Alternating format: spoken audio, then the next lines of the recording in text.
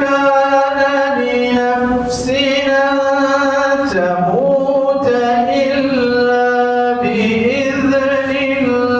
الله كتابا مؤجلا ومن